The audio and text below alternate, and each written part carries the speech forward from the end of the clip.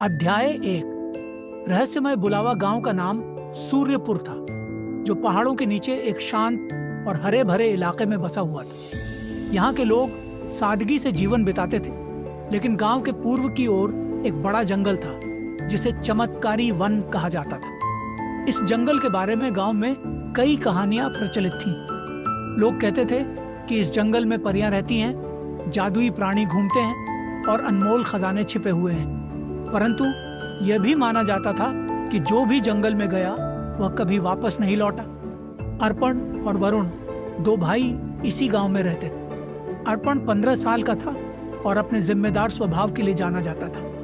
वह पढ़ाई में होशियार था और गांव के बुजुर्गों की हर बात ध्यान से सुनता था। दूसरी ओर 12 वर्षीय वरुण बहुत चंचल था। उसे नई चीजों की खोज करना और रोमांचक कहानियां सुनना बेहद पसंद था।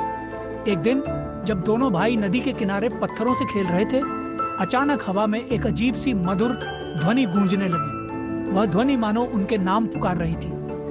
भैया, ये आवाज सुन रहे हो? वरुण ने चौंकते हुए पूछा। हाँ, पर यह कैसी आवाज है और कहां से आ रही है? अर्पण ने सतर्क होकर इधर उधर देखा। आवाज पूर्व दिशा से आ रही थी, जंगल की ओर से। वरुण, हमें यहां से वापस चलना चाहिए, शायद यह आवाज खतरनाक हो। अर्पण ने कहा। भैया, क्या पता ये वही जादुई जंगल है, हमें जाकर देखना चाहिए, वरुण ने उत्साह से जवाब दिया। अर्पण पहले तो हिचकिचाया, लेकिन वरुण के जिद करने पर वह मान गया। दोनों ने जंगल की ओर बढ़ना शुरू किया। अध्याय 2। जादुई दरवाजा और परियों का संसार। जंगल के किनारे पर पहुंचते ही उन्हें महसूस हुआ कि यह जगह साधारण नहीं थी। पेड़ इतने ऊंचे थे कि उनकी छोटी आसमान को छूती लगती थी। पत्तों पर ओस की बूंदें चमक रही थीं, जैसे छोटे छोटे हीरे जड़े हों। हवा में एक अजीब सी खुशबू थी जो उन्हें भीतर खींच रही थी। थोड़ी दूर चलने के बाद उन्हें एक बड़ा पत्थर दिखाई दिया। उस पर अजीब भाषा में कुछ लिखा था। भैया, ये क्या लिखा है? वरुण ने पूछा। मुझे नहीं पता, लेकिन लगता है कि यह किसी तरह का संदेश है, अर्पण ने जवाब दिया। पत्थर के पास ही एक लकड़ी का दरवाजा खड़ा था जो हवा में तैर रहा था। दरवाजा बिना किसी सहारे के टिका हुआ था। क्या यह दरवाजा हमारे लिए है? वरुण ने उत्सुकता से पूछा।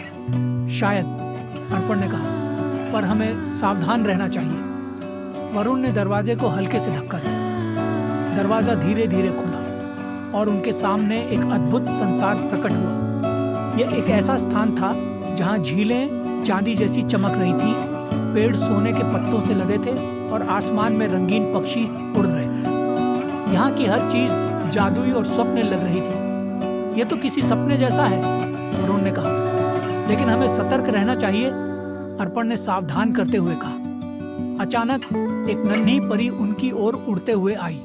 उसके पंख इंद्रधनुषी रंग के थे और वह छोटे छोटे तारे जैसा चमक रही थी। स्वागत है अर्पण और वरुण, परी ने मधुर स्वर में कहा। तुम्हें हमारा नाम कैसे पता?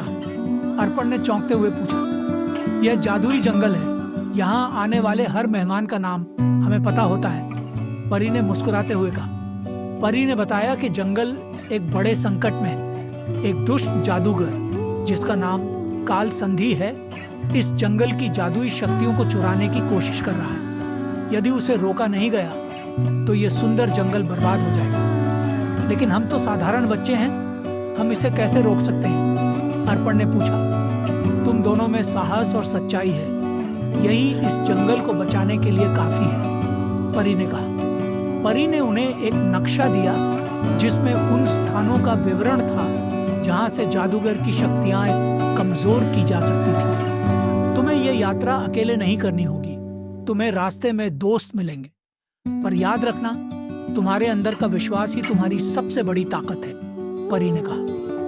अध्याय 3। खतरों का सामना। भाइयों ने नक्शा देखा और यात्रा शुरू की।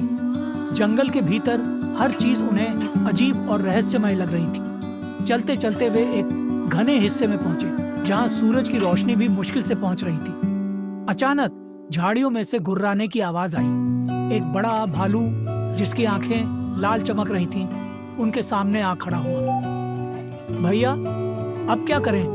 वरुण ने डरते हुए पूछा।